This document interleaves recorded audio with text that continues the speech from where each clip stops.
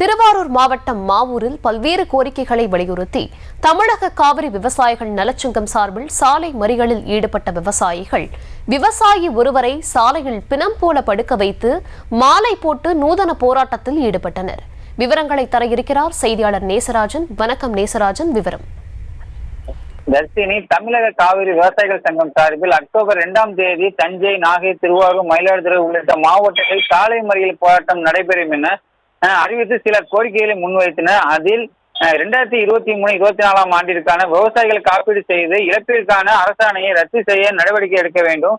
மேட்டூர் அணை வறண்டு 2023 ஆகஸ்ட் 7ஆம் தேதியே அணை மூடப்பட்டதால் சம்பா சாகுபடி முற்றிலும் அழிந்த நிலையில் காப்பீட்டிற்கான இழப்பீட்டை நிபந்தனையின்றி 100% வழங்க வேண்டும்.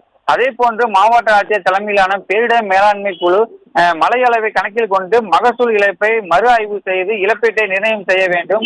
ஆண்டுதோறும் அறுவடை ஆய்வறிக்கையை மாவட்ட பேரிடர் மேலாண்மை குழு ஒப்புதல் பெற்று மகசூல் இழப்பு இறுதி செய்வதை கட்டாயமாக்க வேண்டும். முந்தைய 3 ஆண்டுகளுக்கான தற்போது உத்தேச மகசூல் அளவை 2 மடங்காக உயர்த்த வேண்டும். தேசிய மேலாண் காப்பீடு நிறுவனத்தின் மூலம் மட்டுமே காப்பீடு செய்வதை கட்டாயமாக்க வேண்டும். அதே போன்று தனியார் காப்பீட்டு நிறுவனங்களை அனுமதிக்க வேண்டாம் என உள்ளிட்ட பல்வேறு கோரிக்கைகளை வலியுறுத்தி தமிழக காவிரி விவசாய நல சங்கம் மாநில தலைவர் PR பாண்டியன் தலைமையில் ஒவ்வொரு பகுதிகளிலும் சாலை. விவரங்களுக்கு நன்றி. செய்திகளை உடனுக்குடனும் துல்லியமாகவும் தெரிந்து கொள்ள சப்ஸ்கிரைப் பண்ணுங்க.